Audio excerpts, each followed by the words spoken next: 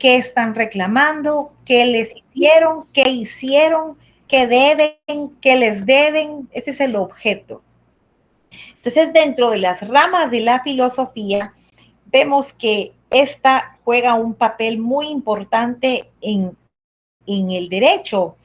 Y también hemos platicado que la filosofía pues está en todo, y así como hoy estamos nosotros cerrando una carrera, a 6 meses de cerrar una carrera, en la carrera del derecho, igual si estuviéramos en otra profesión, igual estaríamos hablando de filosofía.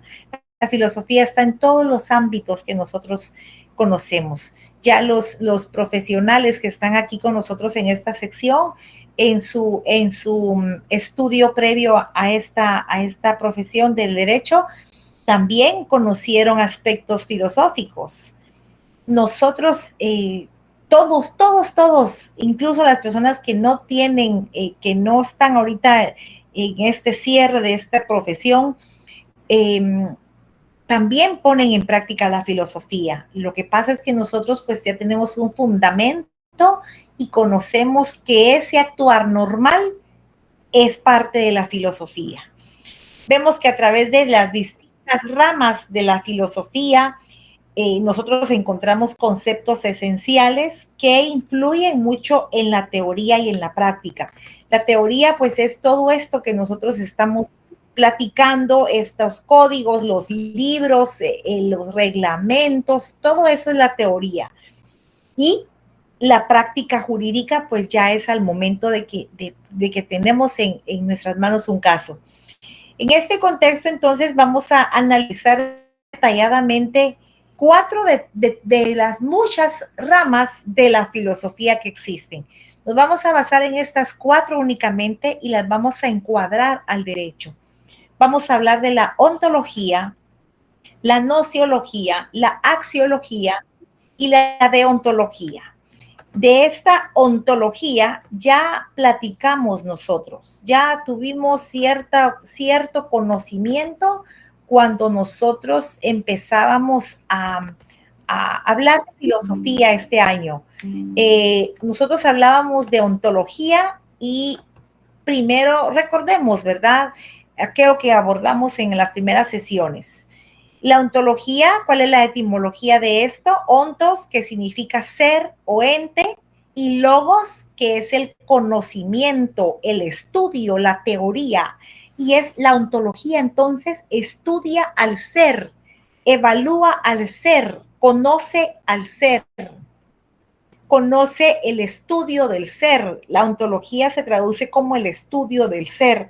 Su objetivo principal es desentrañar la naturaleza de la existencia y la realidad. Volvamos al ejemplo de este caso que nosotros tenemos en nuestras manos. En este momento, nosotros estamos abordando aspectos entre la existencia, la naturaleza de la existencia y la realidad. ¿Cómo así? Nosotros, para poder hablar de leyes, primero hablamos de una persona. Y dentro de esto estamos nosotros conociendo en qué proporción estuvo la persona en cuanto al derecho, el conocimiento, los valores y la ética que se vieron involucrados en el ejercicio de esta persona.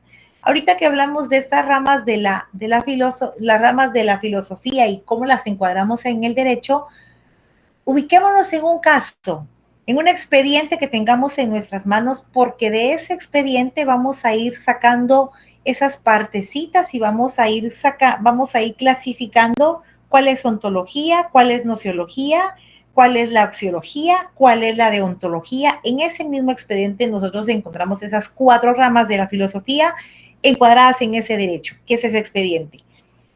Hablamos entonces que dentro de estas ramas vamos a conocer no solo la naturaleza del derecho, conocimiento del derecho, sino que primariamente vamos a conocer valores y éticas de una persona, y esos valores y éticas que son involucrados en el ejercicio ya del derecho y del conocimiento.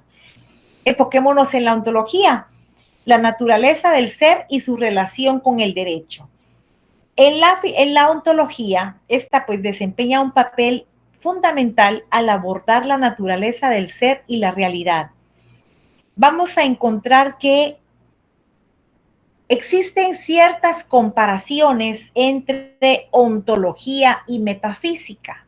Dentro de estos dos términos existen similitudes, existen relaciones, pero no existe algo idéntico entre ellas. Existe relación, existe eh, alguna complemento entre una y la otra, pero no son idénticas.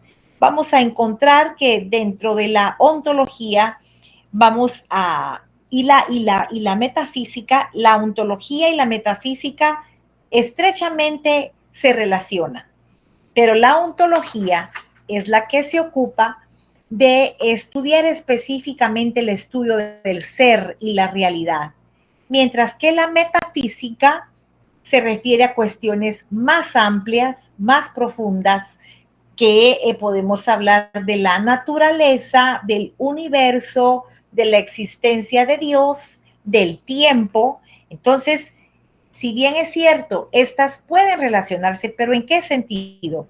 Vamos a hablar que la metafísica es de una forma macro de ver todo, de una forma general, y la ontología es de una forma más específica. La ontología es una rama de la metafísica. Vamos a hablar que la metafísica está como en un segundo nivel y vamos a hacer una relación que nosotros en este momento estamos en el edificio de nuestra facultad, donde estamos en nuestro salón. Nosotros podemos hablar de que estamos en medio del primer nivel y podemos solo ver lo que está pasando a nuestro corto alrededor, pero no podemos ver qué está pasando en las orillas, en las esquinas, en las entradas de este mismo edificio, las entradas que tiene de ambos lados, porque nuestro corto alrededor no nos lo permite.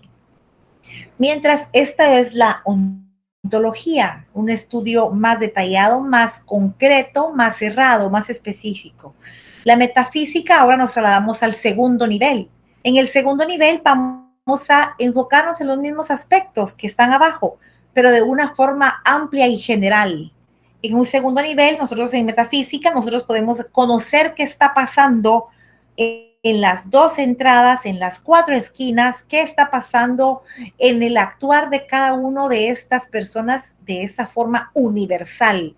La metafísica es universal, la ontología es particular. Dentro de los principales exponentes, ustedes han visto que cuando hablamos de la línea del tiempo del pensamiento filosófico en la primera unidad, ahora hablamos de las ramas de la filosofía, tenemos muchos aportes filosóficos, pero siempre nos enfocamos principalmente en ciertos de estos.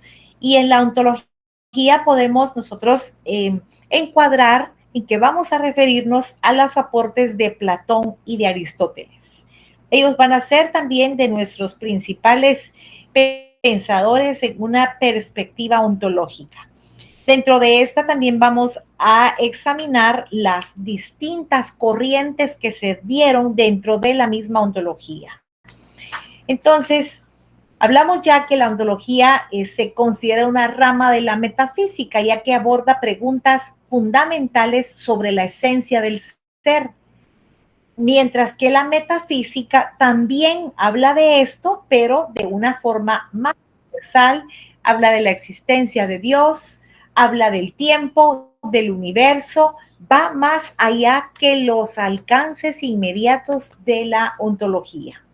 Veamos la ontología desde una perspectiva de Platón. Platón y Aristóteles, decimos que son nuestros principales exponentes en la ontología.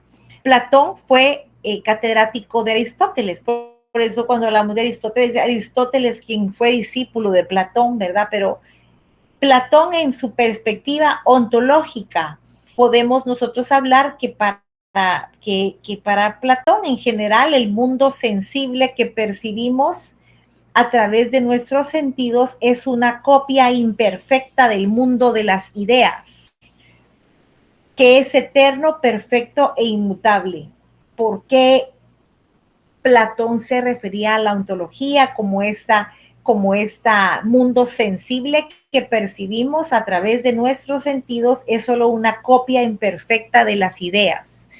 Nosotros pensamos en algo, pensamos en una silla en este momento y luego la dibujamos. Si nos queda bien o nos queda mal, pero el dibujo, si somos aptos para esto, pero tuvimos la idea y luego la dibujamos a nuestra forma de hacerlo. Pero sabemos que el origen es esa idea que tuvimos. Pero ¿será igual que la idea que tuvimos el dibujo o el dibujo es una copia imperfecta de nuestra idea? Nosotros tenemos la idea que es la esencia y el origen que es el producto. Indistintamente pensamos y nuestro dibujo va a tener la finalidad de esa idea, de ese objeto que es un bien para tratarnos. Entonces, Platón decía que el mundo sensible que percibimos a través de nuestros sentidos es solo una copia imperfecta del mundo de las ideas, que es eterno, perfecto e inmutable. Para Platón, la realidad verdadera se centra en el mundo de las ideas, y el objetivo del conocimiento es ascender desde las apariencias sensibles hacia el mundo de las ideas a través de la razón. La ontología platónica, entonces, se centra en la búsqueda de la verdad y la comprensión de la esencia de las cosas, más allá de su manifestación en el mundo físico. Veamos ahora dentro de una perspectiva según Aristóteles. Cuando hablamos de Aristóteles enfocado en la ontología, pues generalmente Aristóteles consideraba que el mundo sensible es real y solo es y no solo una mera apariencia. Para él las cosas individuales y concretas tienen una sustancia propia. La ontología de Aristóteles se basa en la observación de la naturaleza y la clasificación de las diferentes formas de ser y sustancia. Es decir, comparamos la ontología platónica, que se centra en la búsqueda de la verdad y la comprensión de la esencia de las cosas. La ontología de Aristóteles busca la observación de la naturaleza y la clasificación de las diferentes formas de ser y sustancia. Pero lo hace de una forma más general, como lo es la metafísica. Dentro de las distintas formas o perspectivas que tiene la ontología, nosotros vamos a enfocar que existen corrientes de esta misma ontología. Hablamos del existencialismo, de la fenomenología, una ontología analítica, una ontología social. Aquí nosotros pues tenemos que esta ontología, aquí ustedes van a ver la etimología de la palabra, la definición de ontología que la hemos platicado. Aquí la ontología es una rama de la filosofía que estudia ser entendido como el elemento común a todo lo existe. También se le conoce como metafísica general, porque en el pasado formaba parte de la metafísica, y luego ustedes tienen en este código blanco a qué se refiere esta parte de la física, para que no solo cuando leamos ontología que se relaciona con la metafísica y tal cuestión y seguimos leyendo, sino que aquí está el apartado de por qué la relación con la física. Este cuadro, las diferencias que existen entre la ontología y la metafísica, en cuanto a su objeto, en cuanto a su enfoque, en cuanto a su definición. Este cuadro es muy importante que ustedes se lo aprendan, por favor. La ontología estudia el ser en cuanto al ser y sus categorías. La metafísica, la realidad en general. El objeto de la ontología es clasificar lo que existe y sus propiedades. La metafísica analiza las causas de por qué existe, los principios y la estructura de la existencia de la realidad. Aquí también hay otro ejemplo. La ontología se centra en una parte física del modo humano y la metafísica se refiere a cosas que trascienden de la realidad humana. Les hablaba de las corrientes que existen, el existencialismo, la fenomenología, la ontología analítica, la ontología social, ontología formal, material.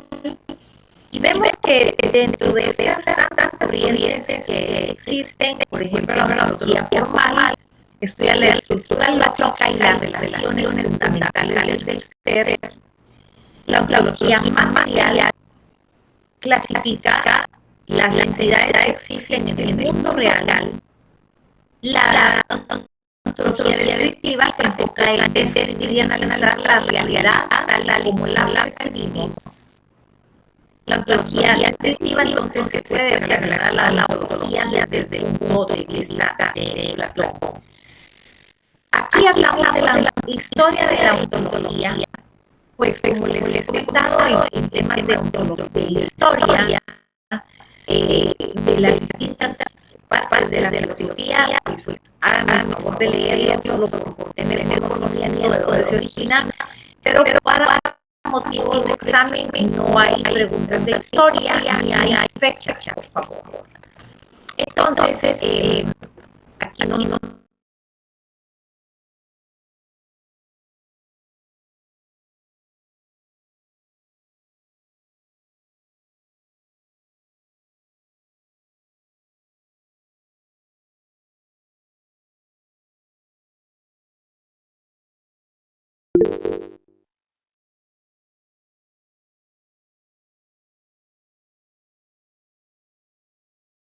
disculpe. Aquí nosotros vamos a encontrar las corrientes que existen.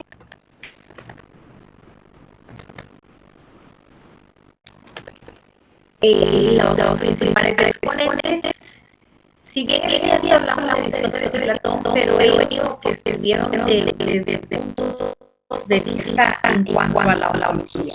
Otros de los exponentes que podemos nosotros encontrar es René Descartes e Immanuel Kant, son los mismos que van a aparecer en el libro en cuanto ustedes vayan leyendo. Luego vemos la gnoseología como esta otra parte de esta otra rama de la filosofía que se va a encuadrar al derecho. Y en estas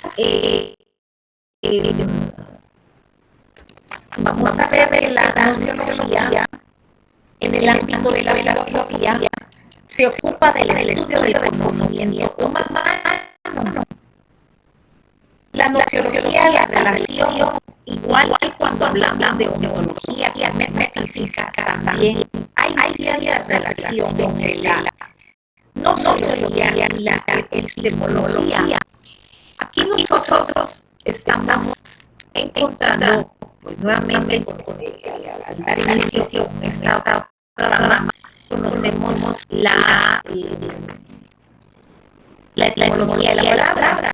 Se deriva de la facultad de conocer la gnoseología, la facultad de conocer, y el logos que se refiere a la doctrina o al razonamiento. La gnoseología también es conocida como teoría del conocimiento. Vean que si la ontología estudia el ser y su desarrollo en cuanto a los aspectos legales, valores, ética, moral, la gnoseología, la teoría del conocimiento, es esta rama de la filosofía que estudia el conocimiento general, contempla el estudio de la naturaleza, así como los orígenes del conocimiento. Veamos esta parte. La gnoseología no analiza solo un área en específico, sino que se concentra en cómo el hombre es capaz de adquirir conocimientos y las consecuencias de ello. En general, la rama de la filosofía llamada gnoseología analiza no solo el área específica, sino que se centra en cómo el hombre es capaz de adquirir conocimientos y las consecuencias de ello. Muy bien. Esa sería si hablamos solo de una rama de la filosofía, la sociología. ¿Cómo lo encuadramos al derecho? ¿Cómo encuadramos la sociología al derecho? ¿Cómo encuadramos la ontología al derecho? Si la ontología nos habla del ser, entonces necesariamente nosotros podríamos hablar de la sociología como la parte dogmática de la institución. Y de ahí todas las distintas ramas del derecho, laboral, civil, administrativo, familia, todas las que nosotros conocemos, esas se relacionan antes del derecho, se habla de personas. Como entonces podremos la sociología como esa parte que se concentra en cómo el hombre es capaz de adquirir conocimientos. El hombre es capaz, muy bien, desenredemos esa palabra. Como les digo, simple rama de la filosofía y la sociología. Como le encuadramos al derecho, podríamos encuadrar que si la filosofía habla de la capacidad de adquirir conocimiento y así mismo consecuencias, podríamos encuadrarlo primariamente a la rama civil. Porque es esta rama civil la que nos habla de la capacidad de una persona, de la capacidad ontológica. Entonces, la sociología estudia la capacidad ontológica y sociología y ser, entonces la sociología estudia la capacidad de ser. Si lo encuadramos en civil, nosotros podríamos hablar del artículo 8 del Código Civil, que nos habla de la capacidad, y si vamos más allá de este solo artículo 8, vemos que la capacidad se habla de una personalidad que habla de una característica del ser ontológico, entre paréntesis, de cómo este adquiere conocimientos y eso es de derechos y obligaciones. Y si nos encontramos más allá de la capacidad de conocemos su clasificación, vamos a hablar de la capacidad relativa, de la capacidad absoluta. Y luego viene esta otra parte de adquirir conocimientos y las consecuencias de ella. Bien, ya es transición del conocimiento. ¿Cómo seguimos encuadrando la sociología al derecho? El conocimiento legal. Bien, entonces el hombre tiene que tener la capacidad para conocer las leyes y conociendo las leyes asume sus consecuencias. Y esta decisión de conocimiento es aquel artículo que también nos priva de que nos dice que no podemos decir, como no estudia derecho, sabe de las leyes. No puede haber ignorar ese conocimiento de la ley. Muy bien. Pues si por distintas causas desconoce los efectos legales, igual, ahorita vamos a ver más adelante, igual tendrán que asumir sus consecuencias. Entonces la ontología se centra en cómo la ontología es capaz de conocer sus actos y sus consecuencias. Luego nosotros vemos, hablamos de las consecuencias de ley. Muy bien, por aquí también para ustedes leerán la historia, para ustedes de dónde esto viene. Vamos a los problemas de la sociología. Si hablamos de la sociología o la teoría del conocimiento, sea de una o de la otra forma, es el mismo fin. La sociología considera distintos problemas del conocimiento, que son la posibilidad, el origen, la esencia y la justificación. La posibilidad, los filósofos cuestionan la posibilidad de conocimiento del objeto de los estudios. Los filósofos cuestionan la posibilidad de conocimiento del objeto de los estudios. La posibilidad de conocimiento del objeto de estudio. Nuestro objeto de estudio en el expediente que tenemos ahorita en la mente, el objeto de estudio es nuestra persona. La posibilidad de conocimiento y ese donde nosotros vamos a conocer todos los aspectos primarios de conocimiento, de principios de ética, valores, de edad, y si regresamos a la biología, vamos a hablar de la capacidad del conocimiento. Nosotros hablamos de la facilidad del conocimiento, vamos a hablar con la capacidad del conocimiento.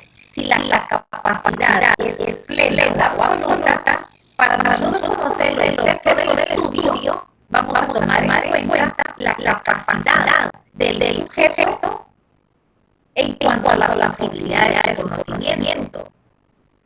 Porque la facilidad de conocimiento no va a ser aplicable cuando la sociología ha sido absoluta o relativa.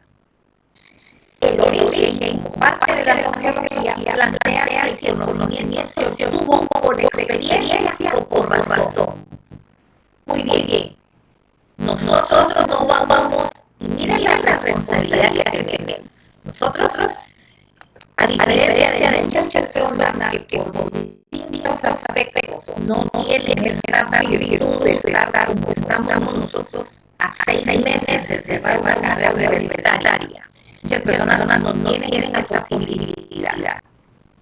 Entonces, estas personas, nosotros no vamos a ser responsables o no vamos a ser vistos de una forma igual que si no conocieran las leyes. Yo me recuerdo que a mí en una oportunidad, fíjense que en una oportunidad a mí me pararon porque no llevaba luces.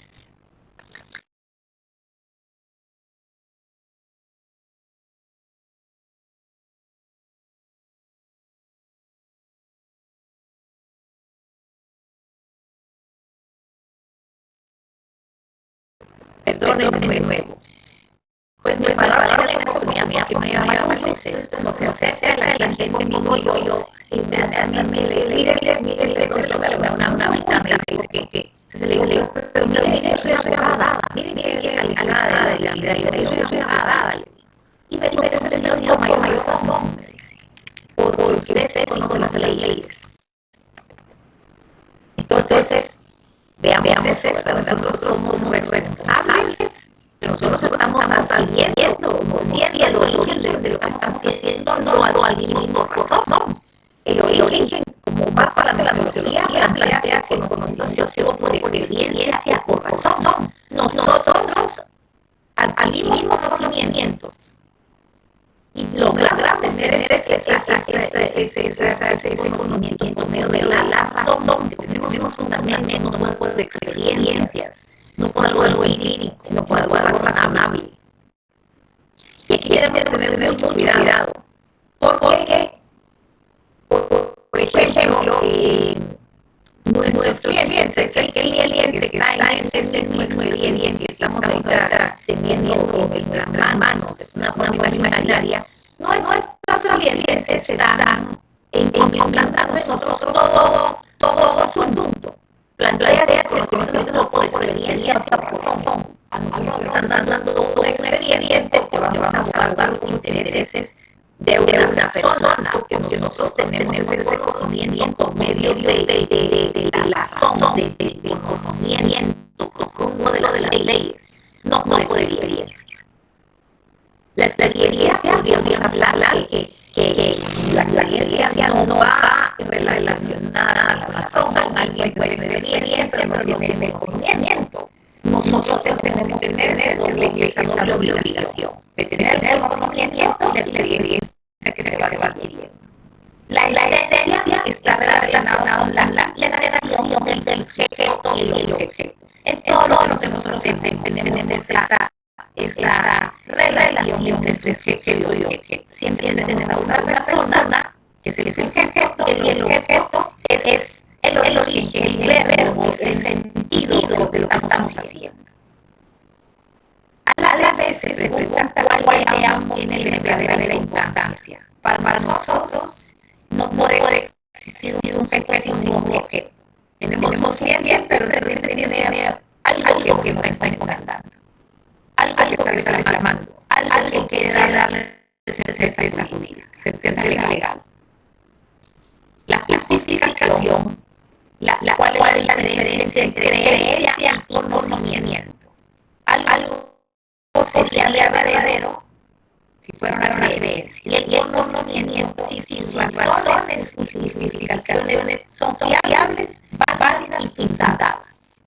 En caso contrario, sería una opinión, convicción, creencia o fe.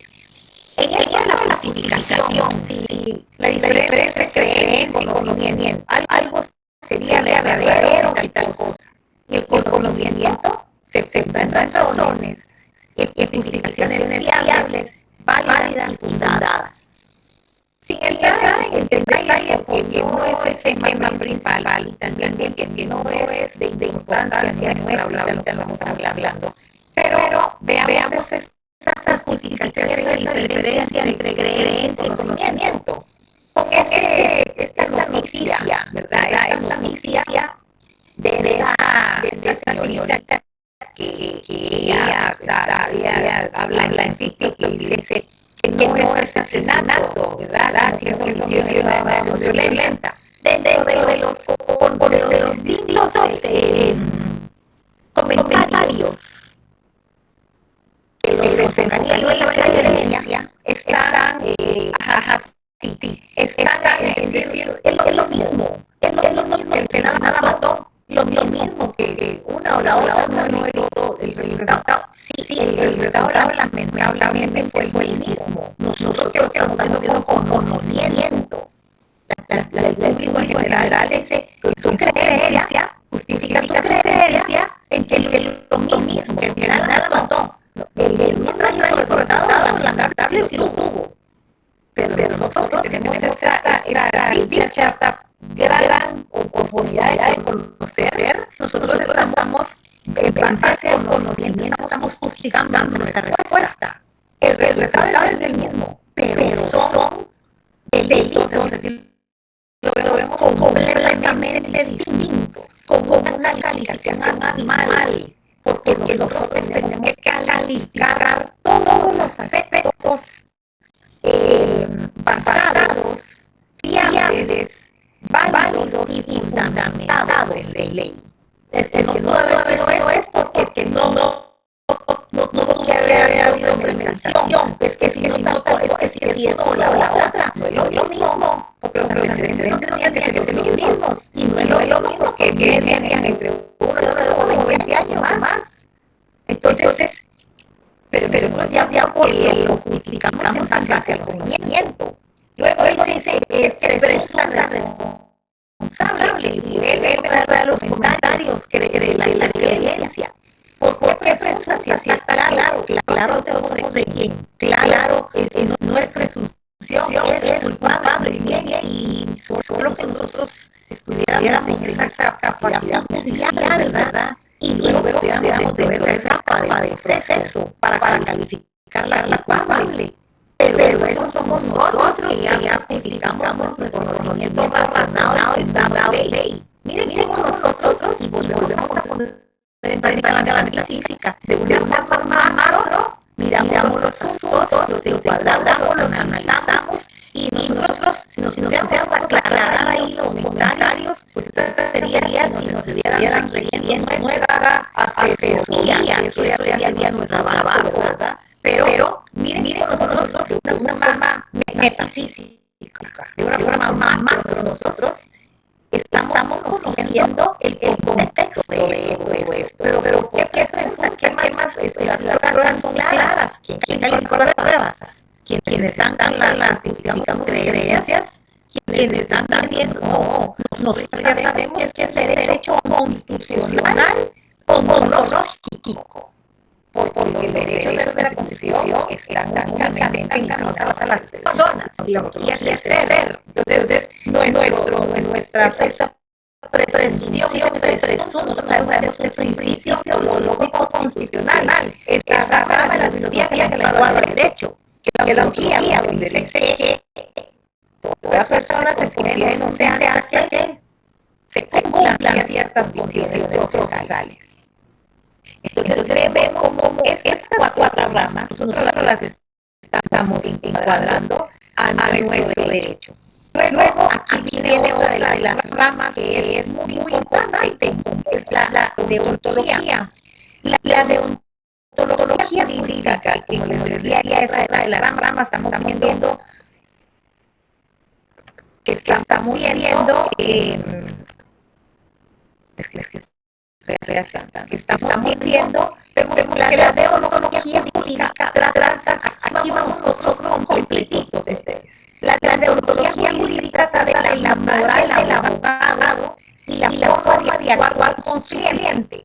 Es el profesional del derecho quien tiene que defender los intereses de su patrocinado, siempre actuando la verdad y siempre teniendo en cuenta la ética profesional. La deontología jurídica entonces nos la completamente, esa deontología son de ustedes mismos. La responsabilidad profesional que tengamos con los clientes. Otra noticia, dice la Corte Suprema de Justicia denega el amparo en contra de persona porque fue planteado de una forma incorrecta y fuera de la clase establecido. Dios mío, ¿qué le decimos al cliente? Y le perdone porque lo equivoqué en el lineamiento de ley. Usted es mi ontología, que es ser. Y la nociología, que es esa capacidad que usted, y entonces viene también aquí a salir a luz la deontología jurídica, que es la pura atribución que yo tengo como abogado. Lo siento, señor, pero fíjese que lo planteé fuera de ley, fuera de plazo y sin fundamento verídico. Entonces lo siento, pero fíjese que si usted sigue en prisión porque me lo dieron sin lugar. ¿Qué decimos ahí? Es nuestra responsabilidad completa.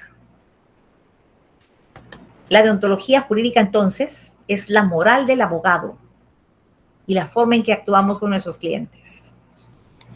Con esa honestidad, con esa ética, como un deber que tenemos de guardar y reservar los asuntos vinculados con la vida privada de nuestros clientes. ¿Verdad? Nosotros, como hablábamos al principio de nuestras sesiones, la ontología y el abogado, perdón, la filosofía y el abogado. ¿Cómo estaba esto tan directo y estrechamente de la mano va la filosofía con nosotros? Porque nosotros tenemos en distintos ámbitos, nosotros vamos a desarrollarnos, ya sea como abogados litigantes, ya sea como jueces, como fiscales, como magistrados, como en cualquiera de nuestras posiciones en las que estemos, nosotros tenemos relación con la filosofía y tenemos la obligación de respetar esa deontología jurídica que nos ha encomendado y que nosotros mismos estamos luchando por conseguirla. Esa fe pública que el Estado nos va a conferir, esa capacidad de abogar por los derechos de una persona, esas son funciones que tenemos nosotros en nuestras manos de proteger ese bien jurídico correspondiente a la intimidad de la vida privada de una persona y que esa protección a esa vida privada sea en base a una normativa jurídica. La deontología va muy relacionado con la ética. Por eso es que nosotros tenemos un código de ética que constituye el ámbito que inspira. Dice, la ética es el ámbito que inspira los más nobles sentimientos del ser humano. Entonces, nosotros tenemos cuestiones bien claros en este tema de esta rama del derecho. La deontología, podemos ver ejemplos, ¿verdad? Denuncias y sanciones por violación al secreto profesional son consecuencias de la mala práctica de la deontología. Denuncias y sanciones por violaciones al secreto profesional, negocios sin consentimiento del cliente, firma de documentos sin autorización para ello. Fíjense que otro de nuestros casos, que las noticias que nosotros veamos no sean solo para juzgar o entretenernos o perder nuestro tiempo, sino que veámoslos desde otra perspectiva, de qué me trae provecho. Ejemplos de la mala aplicación de la deontología, denuncias y sanciones por violación al secreto profesional, negocios sin consentimiento del cliente, firma de documentos sin autorización para ello. El abogado aquel que capturaron, que estaba para una elección del colegio de abogados, un abogado que iba candidato para el colegio de abogados, que lo capturaron en un evento electoral y que era un abogado de semilla, algo así. Como les digo, no estoy viendo políticamente nada, no nos interesa. Pero alejemos lo político específicamente en esta persona, que por lo político le entraron, pero porque habían elementos más allá. ¿Qué pasó con él? Y que esto nos ayude no solo en crítica. La crítica es lo peor que podemos hacer si nosotros estamos en ese mismo ámbito y en ese mismo riesgo. Entonces, ¿qué pasó con él? Hay firmas legalizadas de personas que no tuvo a la vista. En conclusión, eso fue. Ya si es una cuestión política, pues ahí le encontraron algo para poderlo fregar. Pero veamos al origen de dónde está mal practicada nuestra deontología. En el legalizar firmas de personas que no están presentes. Señores, tienen una gran función. Tienen que ponerle mucha atención y respeto y miedo a la fe pública. Porque si voy a legalizar firmas, aquí enfrente de mi persona están las personas firmando, enfrente de mí, quienes firman en presencia del notario. Hay una firma. No, al pasar el tiempo, quienes firman en presencia del notario habían fallecido. Entonces, ¿cómo el notario dio fe pública? No estuvo su deontología en ese momento, en decir, doy fe que las personas firman en mi presencia, y no estaban presentes, y si bien nos bastan vivas. Lo otro, el Código de Notariado establece firma de los otorgantes. Yo les sugiero, esto es fuera de la filosofía, esto es como amigos. El Código de Notariado nos dice firma de los otorgantes, no se les quita nada, con que a la par de la firma ustedes les obliguen a su impresión dactilar. No pasa nada, impresión dactilar. Porque al momento de un problema pueden decir que la firma está falsificada, pero la impresión dactilar, esa es única. Lo otro, legalízame mi DPI, por favor, Juan Carlos Munguía, hazme el favor, tú eres notario, legalízame el DPI de mi hermana. Y yo le tengo que llevar a Juan Carlos el DPI y en su presencia que sea reproducido ese DPI para que yo pueda legalizar ese documento. Si no, yo no legalizo nada. José Carlos no me va a legalizar ese documento porque no, dice el notario José Carlos Munguía Sierra da fe que en su presencia fue reproducido del documento original. Y él jamás tuvo el original a la vista, por lo tanto no me va a firmar. Y como le da pena decirme que no, entonces me va a hacer el favor de legalizarlo. Aquí ustedes desconfiados en todo. Desconfiados en todo, por favor. Y que no les dé pena. El mejor amigo, el que les da copia en los exámenes, el que les daba jalón, nada. Esa firma, esa fe pública, ese sello, eso, miren, con cuidado, porque con su deontología nadie se puede meter. ¿Verdad? Entonces, ya volviendo a nuestro tema filosófico, les agradezco su tiempo, ya son las 8. Yo les mando el contenido nuevamente en Classroom. Por favor, el 3 de abril, ustedes empiezan a marcar su diferencia. Quienes salieron bajos en alguna de las 5 clases, a partir del 3, pueden salvar un año de su vida. Si no, me la vuelvo a asignar. Cuentos, es un año de su vida. A partir del 3, ustedes a marcar diferencia. ¿Sí? Y ya aquí los admirables profesionales de esta sección les pueden dar fe que esto vale la pena. Si no valiera la pena, no se hubieran vuelto a meter ellos a otra profesión, se los aseguro. Entonces, que tengan buena noche, nos vemos el 7, no se atengan, cuentan con mi cariño, con mi amistad, pero filosofía también es importante, es parte de los 50 cursos que tienen que llevar. Un abrazo y que Dios los bendiga, nos vemos el 7. Muchas gracias. Gracias, feliz noche. Adiós. Gracias, Dick. Feliz noche.